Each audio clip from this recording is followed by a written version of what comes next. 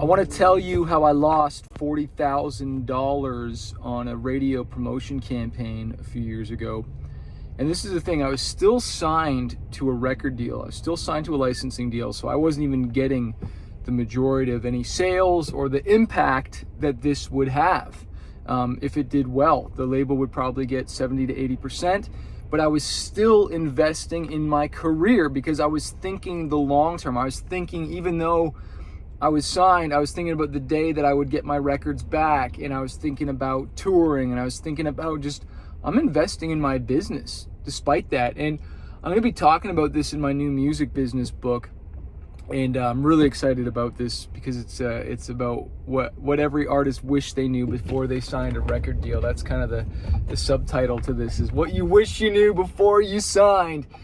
And what's interesting though is I wanted to go to mainstream radio so bad, right? Like I wanted to cross over. I was in the Christian genre. We were having a lot of success, but I wanted to go into the mainstream rock world, and we'd never taken us on there before, so it would have been brand new. And I remember even the label, because we had a meeting with them about it, and they weren't really willing to chalk up any money towards this. I was trying to get them to spend money. So I had to spend my own money on this. But one of the pieces of advice I remember him saying, which I should have taken, okay? This was the president of the label. He said, why don't you take a song that you already know is a hit and that's working? Like, we've already worked these songs and we know they're hits. Why wouldn't you take one of those? Why do you need to take one of your new songs? Nobody's heard you here at radio. Why does it have to be a new one? Well, it has to be a new one because I have the golden touch and I think I'm a superstar and I think I know everything, which I don't, and you don't either. But we have this ego thing that it's got to be the newest thing. But that's not always what you need to be promoting. You need to be promoting the best thing. The best thing. You know, Steven Spielberg, Eminem, 50 Cent, Bruno Mars, whatever it is, insert your artist. They all have a best song. Okay, there's a best song that continues to get play, that continues to sell, right? And yeah, you got to promote the new thing. But when you're trying to grow and you're trying to break into a new market or get new fans, you don't take your brand new thing necessarily. You take your thing that is proven, that is already sold and done really, really well, and you promote that because you already know it works. You already know thousands of people. You've got the data. We already knew it was a hit. But of course, I went with a song that wasn't proven and it wasn't a hit. I'm not going to tell you what song it was, but it didn't do that very well. And we spent 40 grand, and we got a bunch of radio stations to play it. We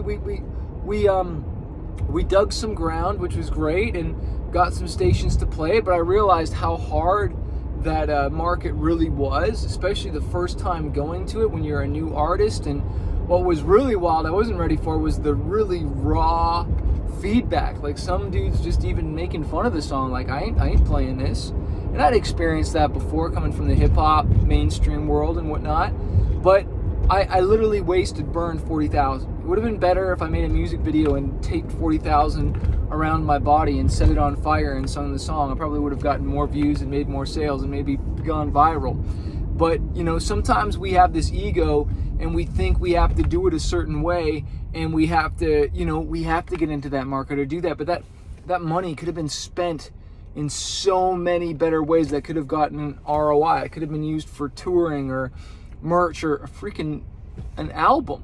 You know, like, it's just insane to think how we justify spending this money on things. And it was a very, very valuable lesson that I will never forget. But the thing is, the problem is, not only did I spend the money and we made some ground, I didn't follow it up until years later with another song. And this is the biggest mistake artists make, and I've made, is that you don't stay consistent. I've always stayed consistent releasing music. I've always stayed consistent touring. I've always stayed consistent promoting, except at mainstream rock radio, except at top 40 radio. I didn't keep going. And what I'm going to be saying in this new book, and just, you know, look it up, music business, later on when it is out. It'll be out. I'll do a big announcement. But what was I going to say is that you're only as successful as your next hit. That's what I wanted to say. You're only successful as your next hit. You need to have follow-up songs.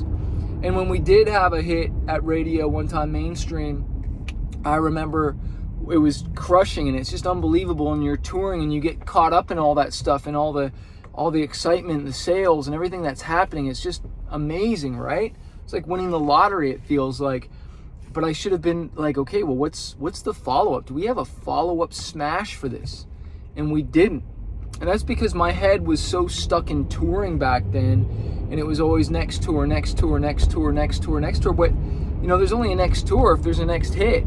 You know what I mean? Like, having that hit just makes touring and everything else so easier. And please don't take this video like, oh, you have to have a radio hit to be successful. I'm definitely not saying that.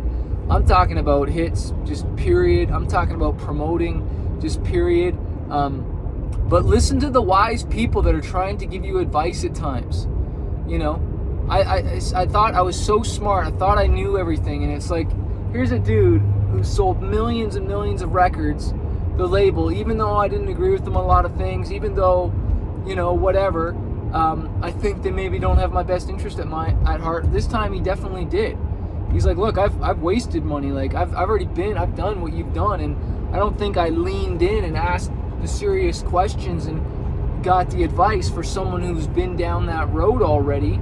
And I could have avoided myself some serious cuts and scabs and bruises and money wasted and time wasted and energy wasted, right? And I don't like to think any of it's wasted, because it's always a learning thing and it's an investment, but you don't have to learn the hard way. Another time, I remember this booking agent, rest in peace, the guy died, which is crazy. He was a mainstream booking agent.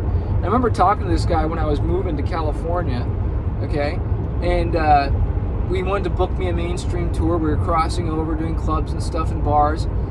And I remember he wanted to book me like my own tour, like my own headlining tour. And I was like, dude, I'm not ready.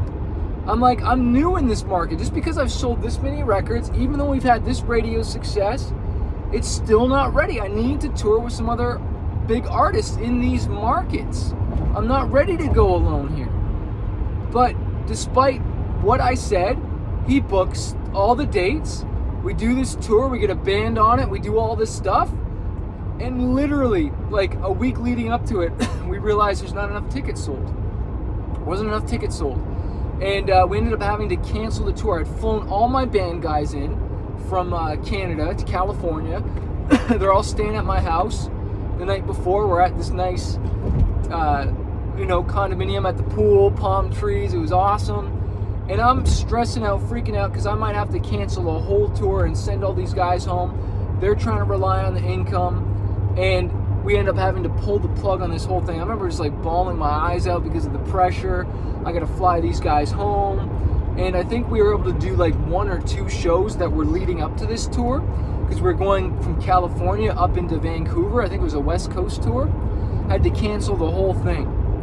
And I remember finally the booking agent was like, yeah, you were right, man. You should have just built you up a little bit more first. And it's just like ruins relationships, ruins time, so much time wasted. And again, like, I'm not always right, but I was right this time. And it's just like, you gotta, crawl before you walk. You gotta walk before you run. You gotta run before you sprint.